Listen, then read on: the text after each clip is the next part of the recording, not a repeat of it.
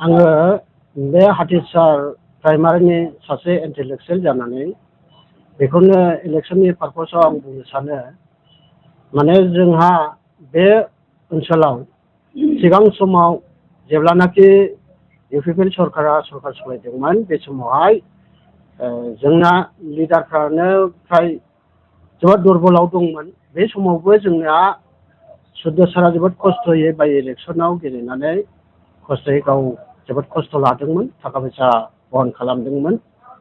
आरो जोंहा बर्तमान दा नायनो थाङोबा गोबां एमएलए जाथावथाव गोबां लिडारफोर दङ।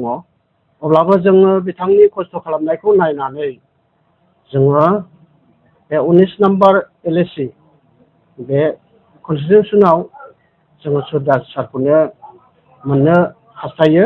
मानो होनोब्ला बिथाङा सासे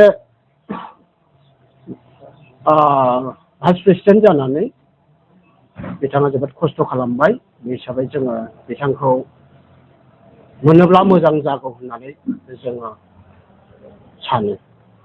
ধন্যবাদ, আপোনালোকক ধন্যবাদ দিলোঁ। আগন্তুক MLA নিৰ্বাচনত আমাৰ 19 নম্বৰ চিডলি সমষ্টিৰ পৰা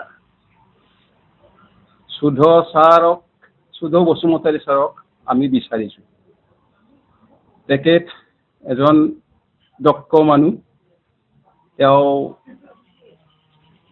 একো হেৰি নাপায়ো আমাৰ হাতীচাৰত বহুত আহি আমাক সহায় কৰিছিল।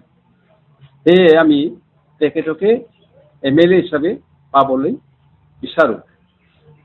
এইটোৱে আমাৰ হাতীচাৰৰ পৰা ক'বলগীয়া কথা। 19 सिडनी LIC मा हामीलाई शुद्ध बसुमतारी सर चाहिन्छ MLA को लागि।